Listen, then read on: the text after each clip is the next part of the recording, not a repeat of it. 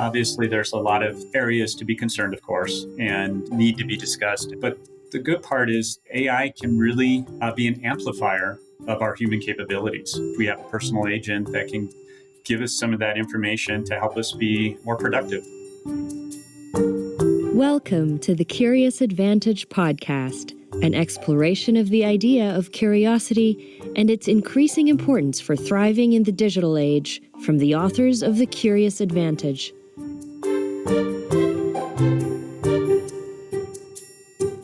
My name is Paul Ashcroft. I'm one of the co-authors of the book The Curious Advantage, and today I'm here with my co-authors, Simon Brown. Hi there. And Garrick Jones. Hello. And we're delighted to be joined by Mike Vaughan. Hi, Mike. Hello there. Mike, as our listeners are about to discover, you're into the worlds of artificial intelligence, neuroscience, and learning. All three. Tell us a little bit about how you got into those areas, please. Well, certainly, yeah. It has been quite a journey. So for the last 20 plus years, I guess you could say I've been following the neural pathways. It started out with AI. So I was a developer. And I was working with the early neural networks, which are kind of the core of what you find in large language models like ChatGPT. And I was just really trying to understand how to use AI back then. And our claim to fame back then was that we took one of those dot matrix printers, if you can remember those, and we actually trained it to balance a pole. So we mounted a pole on top of the printer head, and then gave it positive and negative reinforcement, just like you would balance a pole in your hand. We tried to teach it to balance a pole. Now, no one really needed a printer that balanced a pole. And so that led me to the next path in my life of still following the neural pathways, if you will, into neuroscience. And what I was curious about was how do we expose our mental models? And more importantly, how do we change our mental models? And then that, of course, led me into the learning and development space. And now that has been a career of trying to develop learning, which gets people to think about their thinking and explore new, more productive ways of thinking. And I'm guessing that your phone has probably been ringing off the hook over the last few weeks, Mike. So I know I've been geeking out around the world of AI and trying to learn as much as I can as quickly as possible. You seem to be right in the sweet spot of learning neural pathways and AI. So what's the last few weeks looked like for you? Yeah, my goodness, it has been. I don't think there's a day that has gone by that I haven't had extensive conversations about the impacts that AI is having, specifically in L&D, but just in general. You know, everything from the impacts in ethics. Obviously, a lot of reports were released this week about the number of jobs that are going to be impacted. There's obviously different perspectives of people saying we need to slow down the release of AI tools, while others are saying, hey, let's just speed it up so we can learn more and be able to figure out how they're working. So, it has been exciting, and it's also been a fire hose, too. Much like you, I've been trying to consume as much as I can as well. I've got the basic question, Mike, which is how is AI impacting learning, and how is learning and will learning be changed by all of these new apps and all of these new tools that we've been given? Yeah, I wrote a prediction article a few months ago, and of the 10 predictions that I put out there, the one that is the most popular, that I get the most calls around, is around content is no longer king, experience is. Amazing. And the subtitle of all of that is that our belief is AI, and with the 200 tools that just came out in the last quarter, that's going to exponentially increase the next few quarters to a point where AI is getting good enough where it's going to generate e-learning, just-in-time learning, in the flow of work learning. And so where all these organizations have really built their business around content, that's going to be democratized. And now the focus is going to be more on how do you create experiences that challenge people to think about their thinking, to give them a chance to practice, to be able to see the impacts of their decisions. And so I think that's why that particular one has gained so much traction. So many questions that I could ask you. But I think first one, sort of building on that, of content is no longer king. So I've seen a few things that are offering up a glimpse of maybe the future around this. So Sal Khan at Khan Academy has released the example of the ChatGPT for Tutor, where they have integrated a tutor function into ChatGPT-4, so it acts as though it's a caring teacher who will help a student through with what they're struggling with. It won't come in straight away and give the answer. That gives a little glimpse, I guess, of one element of what the future could look like. I heard another example on one of the podcasts I've been listening to where someone said, teach me about inflation, and it like whipped together a sort of whole program on inflation with assessments and questions to query your knowledge and all of these from essentially a single prompt. So what's your thoughts on, is this the end of content and we'll start to learn from interacting with an AI in the future, or where do you see it going?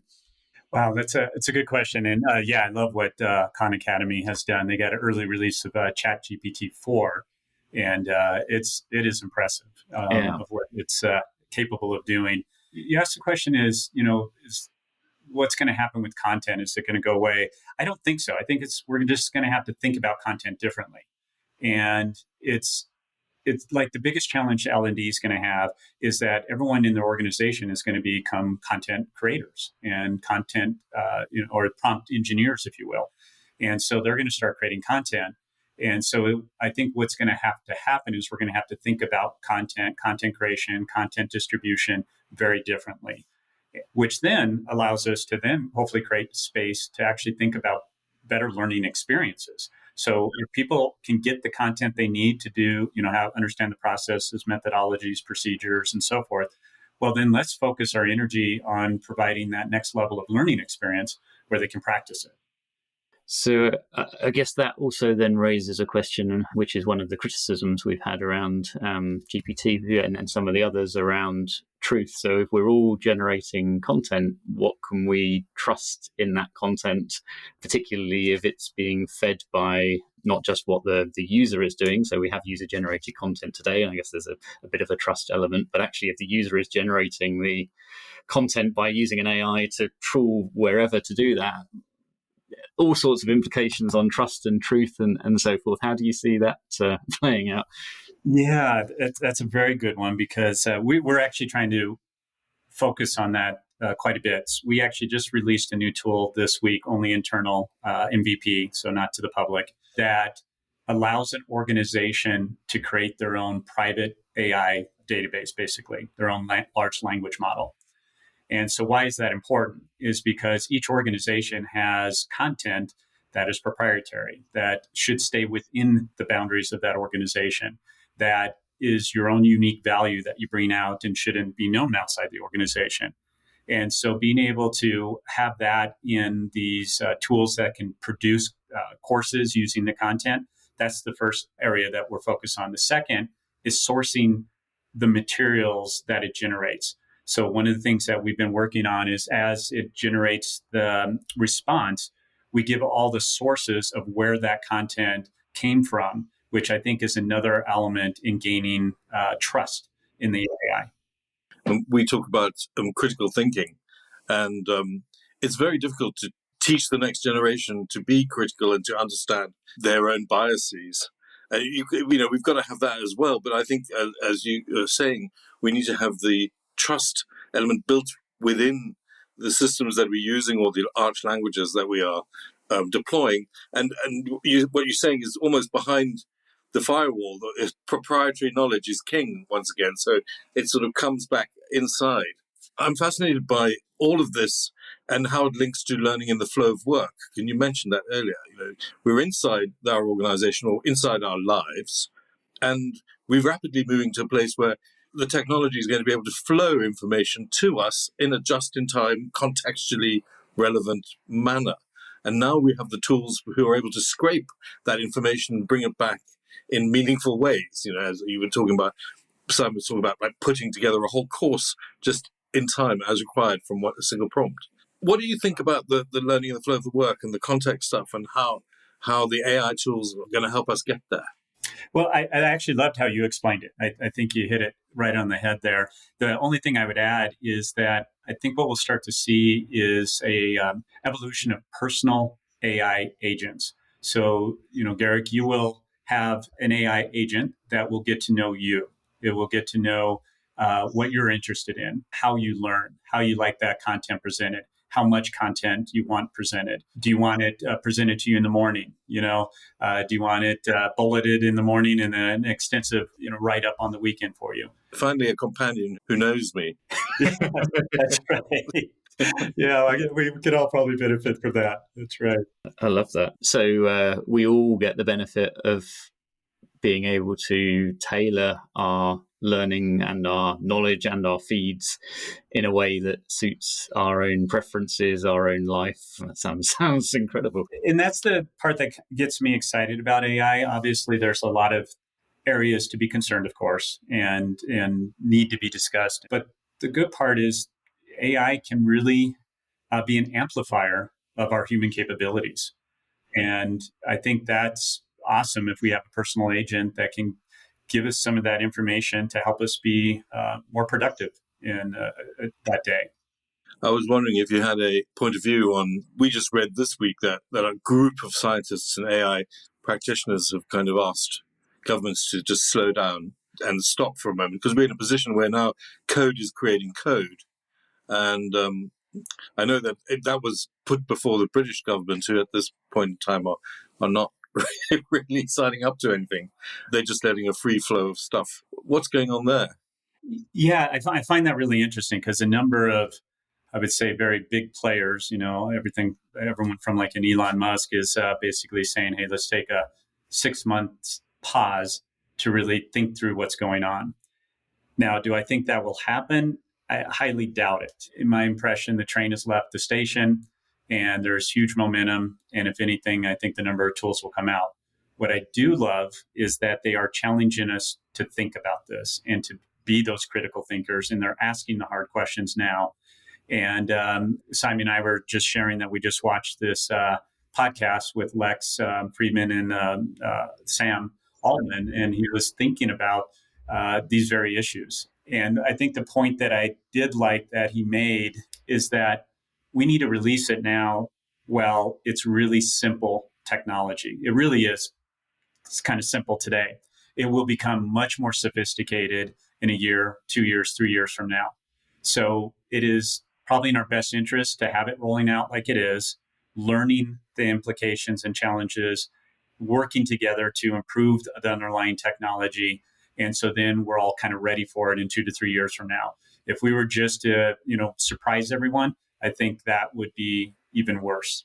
It's super interesting because literally in the last few hours and this time where we're talking now, but Italy have just announced that they are banning ChatGPT as a country. Oh, I did not hear it. I don't know how they're doing that. I don't know what it is, but there was a news headline a couple of hours ago saying country of Italy is banning ChatGPT from a data privacy perspective is the reason that they're giving. But that's super interesting that it's now reached that point where we're getting a country saying, no, we don't want to do it. I've heard that from companies where individual companies are saying we don't want anyone to use this, but to have a whole country do that is fascinating. I did not hear about that, and that is fascinating. I can kind of get a company, I've been thinking about all the ethical implications, everything from privacy, security, and even job loss and so forth. The thing that has me most intrigued, or where I spend some time thinking about, is how do we equip the L&D professionals with good judgment? And so take, for example, you're an instructional designer. One of the business leaders come to you and say, hey, listen, we need our teams to really understand our strategy and understand how they're impacting our strategy. And can you put together a course and just get that out in the next 2 weeks? So then the instructional designer takes, some of the strategy documents and says, geez, I need to move quickly. I got to get this out. Submits that to ChatGPT to summarize. And all of a sudden now your proprietary information is outside the firm. Yeah. So the intent was great. The person wanted to move quickly. They wanted to summarize it so people can digest it. And so the intent is great. But now they've just made the organizational strategy known outside the firm. So those, I think, are going to be some of the initial challenges L&D is going to need to think through. And as we're building the skills, it's going to be as important that we're informing and educating around the trust, the privacy, the ethics aspects of this as much as the skills to use. I think it's going to be have to go absolutely hand in hand to be able to make, or for organisations anyway, to be able to make effective use of the tools. And Mike, to come in on this, so something that's fascinating me at the moment is the new business models that AI is likely to present, and genuinely new business models that we've been talking about. How Uber is effectively a new business model that's, at least in my mind, mainly enabled by location-based protocols with it on the mobile phone, and people are carrying a mobile phone. So you can design a business model because basically you know where your customer is, and that the person that is trying to find them can navigate, even if they have no knowledge of the environment in which they're living in. You don't have to do in London the knowledge to learn the maps of London. You can look at your phone. So have you given some thought to what do you think some of the genuinely new business models that might emerge are, especially thinking about, as you say, where data is sitting now and how we're essentially using other companies' data to provide a better service to the customers that we're working with? Yeah, well, the initial impact, or I guess the around the business model is around you're now paying for words or tokens. And that is such an interesting idea. It's just like, wow, yeah, as you're generating content, you're paying for each of those words. I have to jump in, Mike. The last time we paid for words was when we had the invention of the printing press. And printers in London, of course, the market of markets, and also Germany, used to be paid for each word on the page. But not only that, they then got into paying for the length of the words on the page. And that led to curious spellings in English, like why we have the silent P and why we have a PH, and things that are unpronounced in some of our spelling. It came completely out of being paid for words. And why the Count of Monte Cristo is 1,000 pages long. That is fascinating. We are talking with Mike Vaughan. Mike is the CEO of the Regis Company, an award-winning, globally recognized leader in simulation design, serving Fortune 500 companies worldwide. Mike champions Regis's mission to make simulations affordable and scalable for all organizations and envisions a future where simulation-based learning is available in schools worldwide. So companies like ours that are leveraging the AI tools, what we're excited about is that there are more large language models coming out, and so with Google Bard, Meta releasing Lambda and so forth, and then other services that are being stood up to allow people to build more models. We like that because we're anticipating that'll keep the cost per word down and reasonable. So that's what we've been looking at. But as far as kind of the new business models too, I'm not sure what's going to happen yet. It's with all these tools coming out as fast as they are, I think people are going to be a little apprehensive to invest too much too quickly. And so I think it's going to get more bloody first, meaning a lot of tool vendors are going to go out of business and replaced by new ones. And then it'll finally slow down after a year. And then I think we'll see some other business models evolve. But Paul, I haven't thought enough that far forward. If you have an opinion on it, I'd love to hear I think nobody knows, as you say. I'm challenging my son, who's 14, every week to what's the game-changing AI business model? Because guaranteed, some kid is going to come up with something before they're 18 and make $1 billion out of it. That's true. Right?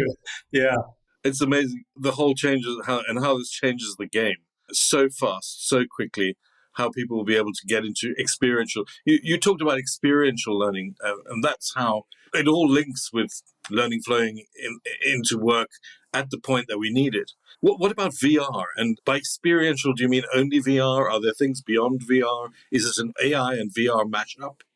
Yeah, so the VR and AR is not an area of expertise for me. And so when I'm talking about the experiential learning, I'm talking about simulations that are through the browser, that are situational, meaning that it is delivering a challenge that is very contextual to your job, and it is asking you to make a decision, and then it is giving you feedback on that decision and helping you think more systemically and help you think about how would you approach that situation differently.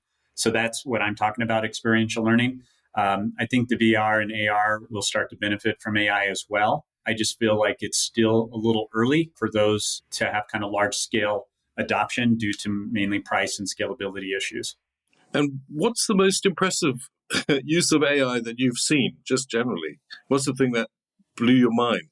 Well, I don't know if it's fair to share my own bias here, but something our team released this week, it was a one-click simulation. I fed it a prompt of what skills, then I told it what industry, and then I told it the type of leader, like an empathic leader versus a directive leader.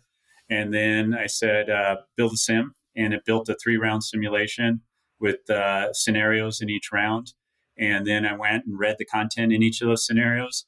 And I would hypothesize that it was about 70, 80% really solid content. Wow. What skill was that building, out of interest? The one that I ran, I think I did strategic thinking for technology with an empathic leader and a directive leader. And that's then it just went out and generated the content. Wow. Yeah, it blew me away too, actually. Yeah. Mike, you're hinting at it, but you mean you're CEO of the Regis company, and if you don't mind me saying, you're an award-winning leader in simulation design. Do you want to tell us a little bit more about, what are you really focusing on at the moment, and what's getting you most excited in the work that you're doing? Oh, well, thank you, Paul, and I appreciate that. What's getting us most excited is simulations and experiential learning have obviously been around for 20 plus years. The problem is that we call it the 4 fears, is that they've cost too much to build, they've taken too long to build, they've been too complex to deliver, they've been really challenging to maintain and keep updated with the how fast things are moving. We released a new platform that addresses those 4 fears to a point where we want to get to the end of this year where people would say, why would I even build a learning course when I can build a simulation for the same cost and can make it more scalable and make it team-based? And so that's what has us excited, is that we're finally bringing to market what we consider is the best type of learning experience, the experiential learning, simulation-based learning, that is not only affordable, but highly scalable. So tell me more on the team-based element of that. So how would that work? Yeah, so this is an area of focus of ours right now. So we're focused really on 2 things, AI and team-based learning. And so most of the clients out there are still predominantly doing training online. And so whether it's through a Zoom or any of those online types of tools, the challenge has been, well, we like to put people in a breakout, but every time we put them in a breakout, we try to give them provocative questions or an activity, but that usually means it's coffee break and people take off. And what they rather have is, let's put people in a breakout and let's have a simulation in that breakout in which the 3 or 4 people are going through the round of a simulation and learning from each other, hearing each other's perspectives, making decisions. And then all those decisions are captured and then brought up to a facilitator who then can facilitate a plenary with all the data from all the different teams and hearing all their different perspectives. We believe that changes the entire online experience and it makes it more team-based and cohort-based, which is also, we believe, is really powerful. In other words, you're blending kind of the power of online learning with the power of in-person learning. And within that, are you also taking advantage of things like some of the breakthroughs I've seen in AI video as well, where it's creating either real time or personalized video, I guess, as well, or is that future roadmap type elements as well? Yeah. So what we're leveraging today is in the authoring tool, you can build avatars by just providing it content, and within, let's say, 2 to 5 minutes, it generates a avatar that will speak that script. We're now introducing that into kind of video branching, conversational branching, so it's more robust. And then in the future, I think what we'll see is leveraging that more real time where it generates it on the fly. Right now, it's not fast enough to incorporate into that end user experience. The time in the past spent trying to create branching scenarios and video behind branching scenarios in a way that could be maintained and personalized used to be hundreds of thousands of dollars and a nightmare to maintain, and you could only take it so far. Whereas if that can all be spun up super easily, it's very exciting. Yes, and that exists today. To be able to do a video branching with avatars, it's pretty intuitive and pretty fast to build. So it's going to have a huge impact on the learning industry and all of those large content providers. The dreams of the Netflix of learning. All of that seems to be now in question. We will always need content, but people will need content inside their organizations, as you said. But this whole provision of learning, it probably is going to change then massively, especially if things are being pulled together by the tools in this way. Yeah, when I mentioned earlier, I wrote that predictions document. One of the other predictions I wrote in there was the days of large catalogs are numbered. Yeah. And, the thought was that, just going and paying for these large e-learning catalogs is probably going to be challenged. So if you think about some of the bigger ones like a LinkedIn Learning, Udemy, and so forth, my guess is they're going to have to start even rethinking their own business model and rethinking their own content strategy. Mike, you mentioned earlier about you imagine that we will have a personal companion that works alongside us. We see this with Microsoft Copilot, right, as maybe an early example of that. And also you talked about how AI is going to add to our ability. What's it taking away? And what do you think this means for the things that we need to learn? We're asking people, even on this podcast, there's an entirely new large language set that we are, even tokens, parameters, the whole different new language that comes with AI.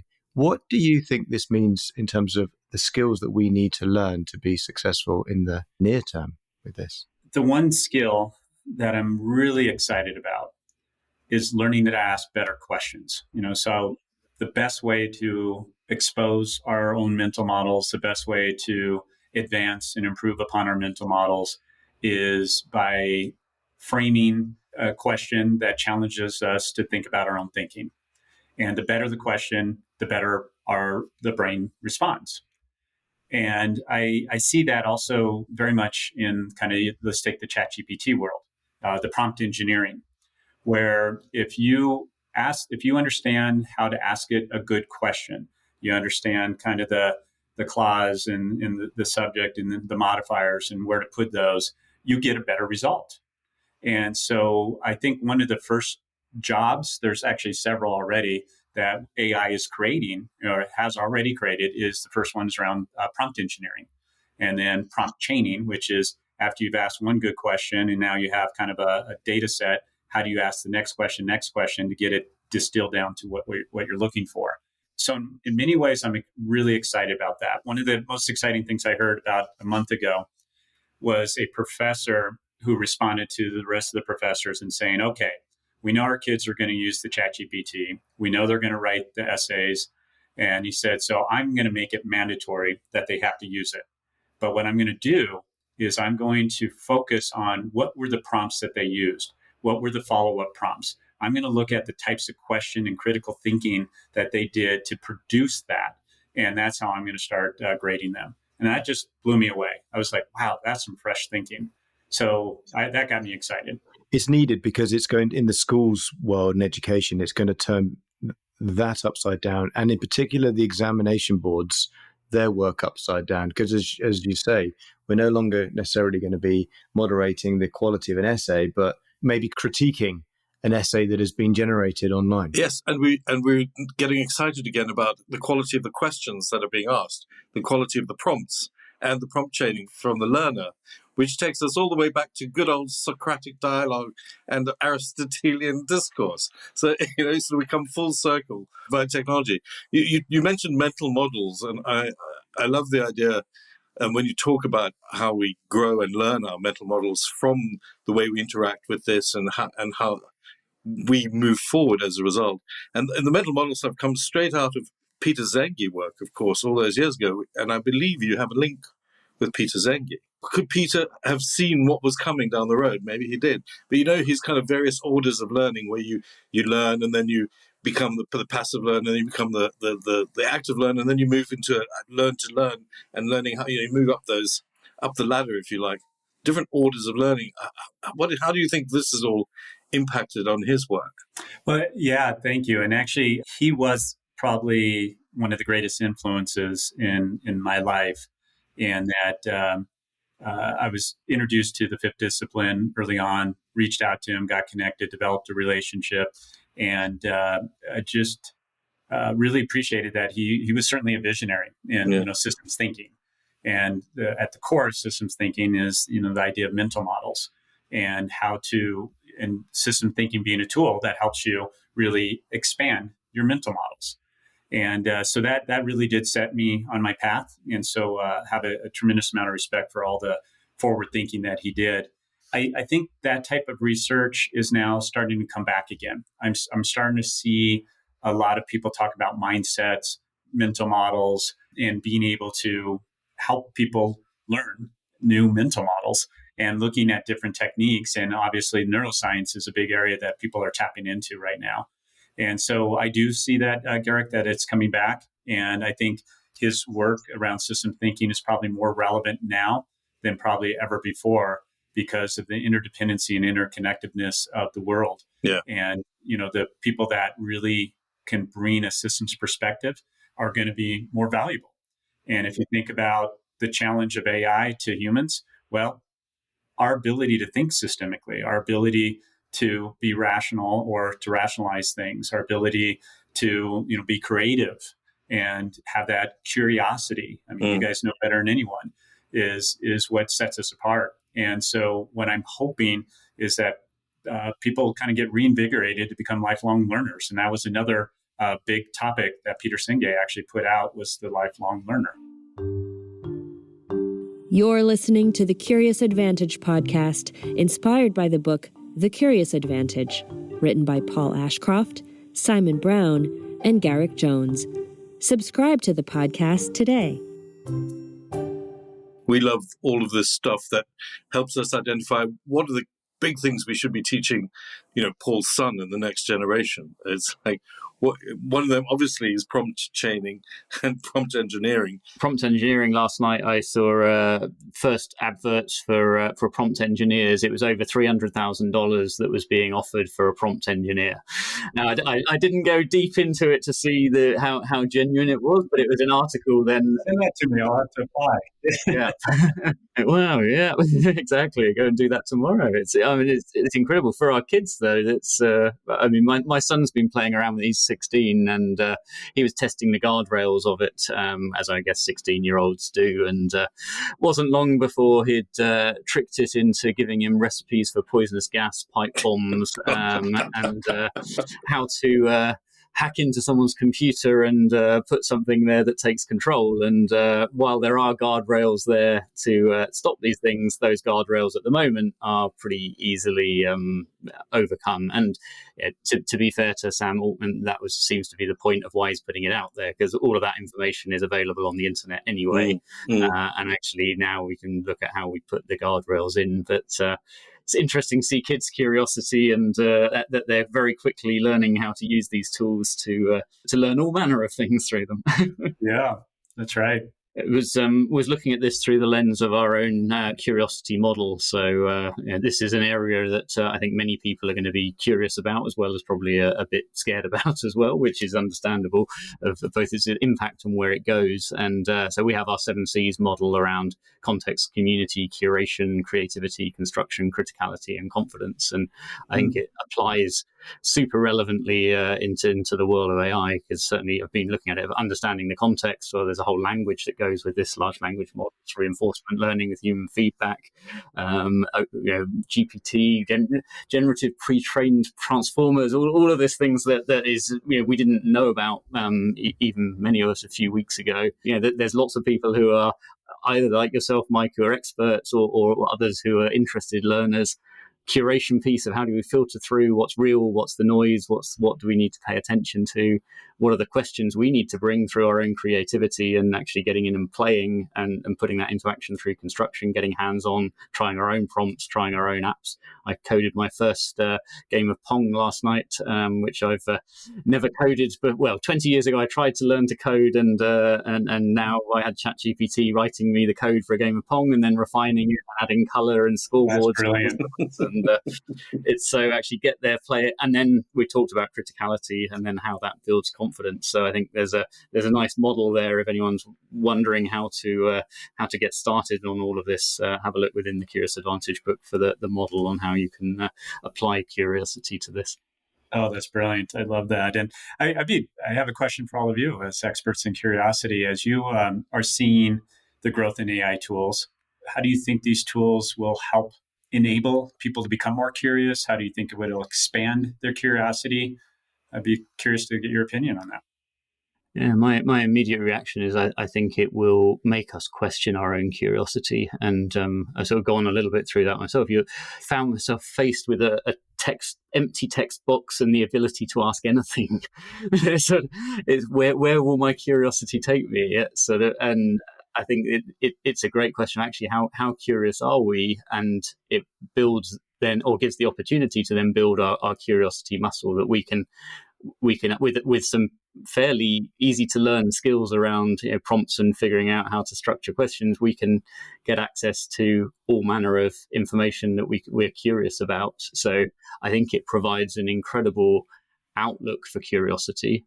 But I think then the criticality piece, as we've talked a bit about, becomes so critical, because that we can't take the answers to our curiosity at face value, because particularly in the early days, what we're seeing may be completely made up, maybe false, maybe whatever. So I think learning again to ask questions and foster our curious muscle, but then applying that criticality as to what we're seeing. But Garrick, Paul, what are your thoughts? One of the things that prompted us to write the book, Mike, was that we were concerned that the internet was such a narrow bandwidth, especially for young people and for ourselves. Even though there's so much information there, getting access to it or living in it was still very narrow as compared to the natural world. And the thing about curiosity is it prompts us to keep things open and gives us tools to look far and wide as well as deep as we try to solve problems, because there are infinite solutions in any given point in time.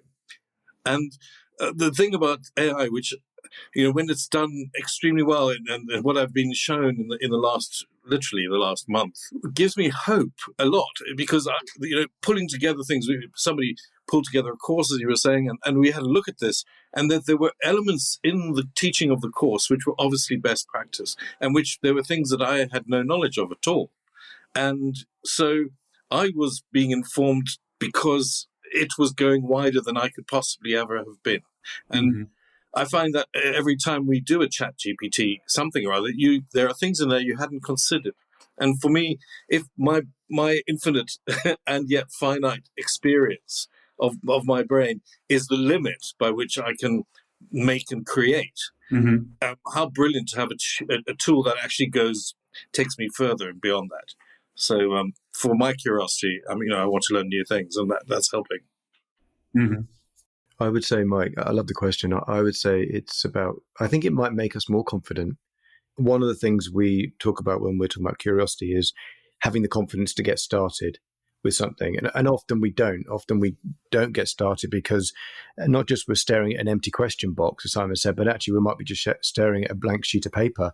We don't know where to start. So whether that's you need to write a new piece of code, you need to frame a web page, you need to design a service, you need to build a business plan, you can ask, at least at the moment, one of these generative models to give you the starting point. And actually you can ask it as many stupid questions as you like, and probably won't get criticized personally for it. So you can give things a go. You can be confident to get started because you don't then just have a blank sheet of paper, and then you learn with it as it's giving you more information. So I think it's going to be a boost to curiosity, even if it's just giving us some of the scaffolding to be brave enough to go further. I love that. I love the point around confidence. I was talking with my wife last night. She's a teacher, and we were talking about how noisy the world has become. and you're just always glued to some type of social thing. And then the art of stopping, going to something like ChatGPT, seeing that empty box, and then trying to just get started, typing in a question there. So Garrick used the word hope. It's like the hope is that people will go to these types of tools, type in things, and then all to your point, that they will start to become more confident, and maybe it'll allow them to pursue other things in life and take on bigger challenges, which would be awesome. I'd love to know, Mike, what's keeping you curious at the moment? What are you curious about? Yeah, well, I probably just like all of you, where each night, jumping on and the internet and just reading or listening to all these podcasts and just trying to make sense of the AI and where it's going. And so I think the biggest thing that keeps me excited is the potential impact AI will have on the learning development community. And what I'm curious about is how it will be adopted, how it will be used, how it will accelerate design and development, and then ultimately how it will improve the learner experience. And so those are the areas that really putting a lot of time into trying to understand and trying to get ahead of, so I can hopefully try to add value to other L&D professionals and giving them a little bit of a roadmap. So we've covered an awful lot over the time. We're coming to an end. Everything from balancing a poll on a dot matrix printer, which is an incredible way to start into the world of AI, through to some of your predictions, how looking at content may no longer be king in the future, discussion around just-in-time learning, talked about ChatGPT for tutors, fascinated to see where organizations go to create their own large language models or be able to have sort of closed loops where AI tools can start to learn. We got into personal AI agents and how we may soon be personalizing them to exactly what we want, where we might get our summarized bullets during the week and then we get our long form things to read at the weekend. We touched on the pause that's being asked for on AI at the moment and some of the risks that are associated around data privacy and beyond, how we equip L&D professionals to take advantage of it and the need for ethics and good judgment. We went into some of the costs associated of seeing the cost per word coming down. Then we got into experiential learning and some of the very cool stuff that Mike's company is doing around being able to create simulations at a single click, which is fascinating to see where that's going to go. And then also the impact on the learning community and the learning world, as well as a little dive into mental models along the way. So fascinating conversation, Mike. That's a long list. Can you ChatGPT and summarize it for us? Exactly. Get it down to three bullets. Yep. Yeah, there we go. If there was one takeaway from all of that, Mike, anything that you would leave as one final takeaway? I think the final takeaway is it's really playing off, I think, the work that you've all have already started around curiosity. And when I think about the power of curiosity and the power of what these tools are going to allow is to enable and expand hopefully our curiosity. And why is that important? If you think about how do you improve a relationship, it's become more curious about the other person. How do you improve your skills? Become more of a curious learner. How do you improve in your job? You become more curious about ways you can improve upon it. And so to me, that's at the root of all of this. And if this AI helps us all become more curious, I think it's exciting. It's very nice thought to close with. I think we agree with you. It's an exciting time to be alive, Mike, when it comes to this, right at what seems to be the start of all it. Mike Vaughan, thank you so much for joining us. It's been a pleasure to talk to you. Likewise. Appreciate your time. Thank you so much. You've been listening to a Curious Advantage podcast. This series is about how individuals and organizations use the power of curiosity to drive success in their lives and businesses, especially in the context of our new digital reality. The Curious Advantage book is available on Amazon worldwide. Order your physical, digital, or audio book copy now to further explore the 7 C's model for being more curious. We're curious to hear from you. We encourage you to write a review for the podcast on your preferred channel and join the conversation. Join today. #CuriousAdvantage. Subscribe today and keep exploring curiously.